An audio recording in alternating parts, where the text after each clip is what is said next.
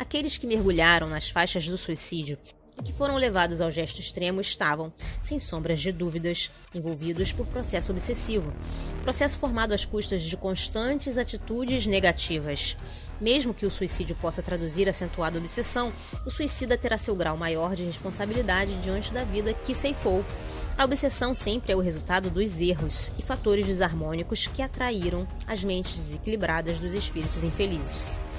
Na categoria do suicídio involuntário, inconsciente, os seres vão mergulhando e aceitando certas reações, lentamente agressivas, às vezes tão subreptícias que as agressões não são registradas, por serem sensações satisfatórias. O atendimento aos sentidos, fora de certas medidas equilibrantes e harmonizantes, concorre para os hábitos destoantes, muitas vezes incorporados à vida do dia a dia. O indivíduo, sem perceber, passa a agredir a sua organização física.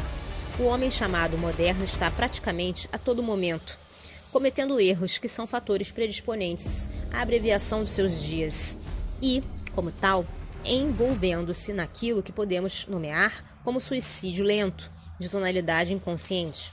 Nesta categoria, muitos fatores podem ser lembrados.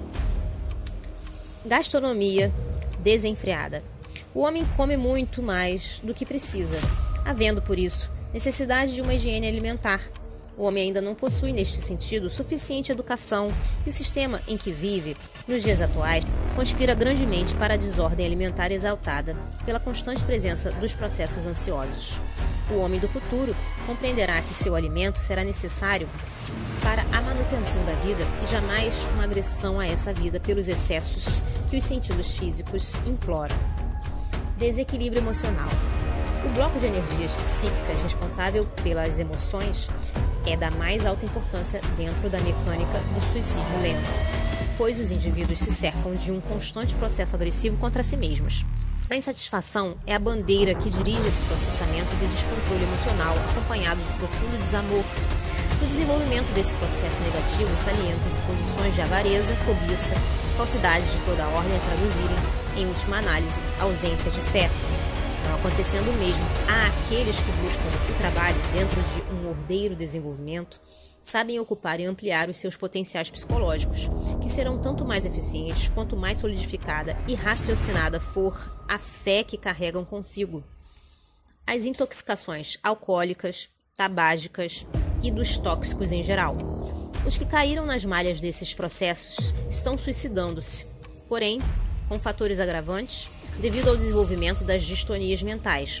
Loucura, muito mais comuns naqueles que se envolveram na toxicomania. O suicida, seja qual for o aspecto em que se envolveu, determina um desequilíbrio nas correntes espirituais que nutrem e orientam o campo físico. Hoje sabemos que a zona espiritual ou inconsciente sorve o trabalho da zona física ou departamento consciente, com finalidade de ampliação das aptidões. Tudo o que se faz e realiza tem seu registro nas zonas internas e desconhecidas do espírito. Desta zona, eclodirão correntes de energias que têm por finalidade orientar, dirigir e nutrir a matéria. O mais alto e expressivo bioquimismo celular só poderá ser o resultado da influência de uma zona mais categorizada, mais avançada e que, por isso, com possibilidade de orientar e de dirigir o processo da vida. Se o indivíduo, com seu livre-arbítrio, investe contra o próprio organismo, pelo desenvolvimento de atos desajustados e desequilibrantes, colherá ineludivelmente as reações daí advindas. Na absorção das negatividades de toda a ordem, desde a ingestão descontrolada de alimentos, da ira constante, da cobiça e avareza, o uso dos tóxicos, enfim, de toda essa carga destruidora, em tempo mais ou menos variável, haverá interferência no ciclo da vida. Existirão perturbações nas correntes de energias que circulam entre a matéria e o espírito, as que vão para o espírito como resultado das experiências da zona consciente e as que do espírito se dirigem à matéria no sentido de orientá-la. O ciclo de vida obedeceria a condições que oscilam entre a zona espiritual e a zona material, cujo intercâmbio está a depender do perispírito ou corpo intermediário que, de um lado, acomoda-se e adapta-se ao espírito e do outro à matéria. Descontrolado esse ciclo, a tendência será a ruptura do mesmo, com a indevida interrupção do processo da vida, a representar suicídio por ter havido um corte extemporâneo do ciclo.